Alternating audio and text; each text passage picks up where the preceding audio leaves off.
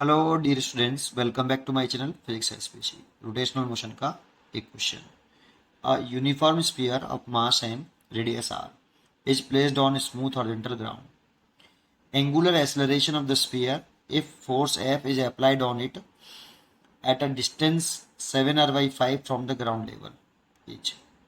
पहले इसका एक डायग्राम बनाते हैं। मान लो ये ग्राउंड लेवल है, ठीक है, और यहाँ पे एक स्फीयर रखा है। ये सॉलिड स्फीयर है, ठीक है, ये सॉलिड स्फीयर है।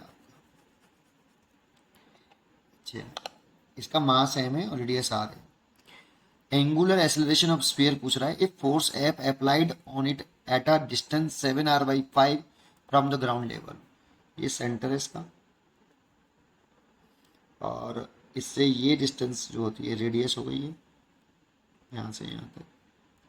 देखो 7r/5 आर से तो बड़ा है कुछ। मान लो यहाँ पर एक फोर्स लग रहा है ऐसे, ठीक है, जो कि यहाँ से ये line of action of force हो गई। ये डिस्टेंस दे रखी है हमें ग्राउंड से 7r/5, ठीक है, और एंगुलर एक्सेलरेशन पूछ रहा है। तो देखो इसमें जब भी हमें रोटेशनल एक्सेस गिवन ना हो, रोटेशनल एक्सेस गिवन नहीं है, और हमसे एंगुलर एक्सेलरेशन फिर भी पूछ रहा है, तो हम rotational axis centre of mass से पास करते हैं। कहाँ से? सेंटर ऑफ मास से। स्फीयर का सेंटर ऑफ मास जो होगा वो स्फीयर का सेंटर ही होगा। तो रोटेशनल एक्सेस यहाँ से पास करेंगे, लेकिन कैसे पास करेंगे? अगर रोटेशनल एक्सेस यहाँ से पास करनी, लेकिन ऐसे नहीं किधर से भी पास कर दो। टॉर्क की डायरेक्शन निकालो। देखो टॉर्क, अगर इस सेंटर ऑफ मास के अबाउट टॉर्क निकालेंगे अगर हम, क्योंकि रोटेशनल एक्सेस हम सेंटर ऑफ मास को मानेंगे, तो टॉर्क भी सेंटर ऑफ मास के अबाउट ही निकालेंगे। तो जब भी हम सेंटर ऑफ मास से रोटेशनल एक्सेस मास पास करें तो टॉर्क की डायरेक्शन किधर की तरफ होगी? देखो टॉर्क की डायरेक्शन आएगी आपकी, ऐसे दिखाऊं तो टॉर्क की डायरेक्शन डाउनवर्ड आ रही है। इसीलिए रोटेशनल एक्सेस टॉर्क की डायरेक्शन में होनी चाहिए, टॉर्क की डायरेक्शन में होनी चाहिए। इसलिए रोटेशनल एक्सेस ऐसे पास करेंगे, ऐसे ऐसे डायमीटर से पास हो रहा हुआ ये, और सेंटर से पास होने वाली एक्सेस है, सेंटर ऑफ मास से पास होने वाली, और डायमीटर के अलोंग ये एक्सेस ऑफ रोटेशन हो गया ये वाली। और इसके अबाउट मोमेंट ऑफ इनर्शिया हम जानते हैं 2/5 mr² होता है, ठीक है। अब टॉर्क कैसे निकालें? इसके अबाउट निकाल लो। Torque about centre of mass is equal to कितना? R perpendicular to F. तो देखो आर परपेंडिकुलर लेते हैं, किसके अबाउट निकाल लें? सेंटर ऑफ मास से। तो सेंटर ऑफ मास से फोर्स तक की परपेंडिकुलर डिस्टेंस को क्या बोलते हैं हम? R perpendicular. ये जो डिस्टेंस होगी आपकी ये वाली, इसको हम आर परपेंडिकुलर कहेंगे। ये कैसे निकालें? अब देखो 7r/5 प्लस आर परपेंडिकुलर, नहीं, 7r/5 equal to R perpendicular plus capital R. तो आर परपेंडिकुलर कितना? 7r/5 माइनस आर, ठीक है। तो कितना ले सकते हैं इसको?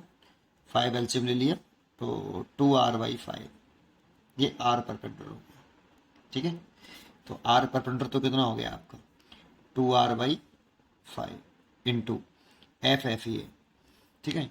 अब सेंटर ऑफ मास के अबाउट टॉर्क लिखा है, तो टॉर्क इज इक्वल टू लिख सकते हैं अब आई सी, आई अल्फा, आई अल्फा।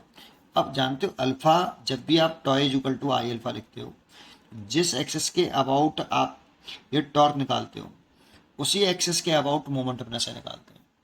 मैं ये नहीं कह रहा कि टॉर्क हमेशा सेंटर ऑफ मास के अबाउट निकालते हैं। जब एक्सेस गिवन ना हो तो रोटेशनल एक्सेस हम सेंटर ऑफ मास पे मान लेते हैं, है ना।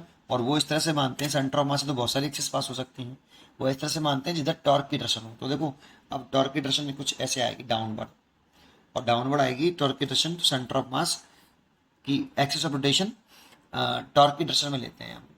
ये बात इंपॉर्टेंट है काफ़ी, ठीक है। अच्छा, और दूसरा, हमेशा आई उस एक्सिस के अबाउट लेते हैं जिस एक्सिस के अबाउट टॉर्क निकाला है। तो टॉर्क मैंने निकाला है सेंटर ऑफ मास के अबाउट, तो सेंटर ऑफ मास से पास होने वाली एक्सिस के अबाउट मोमेंट ऑफ इनर्शिया लिखेंगे, जो कि स्फीयर का 2/5 mr² होता है।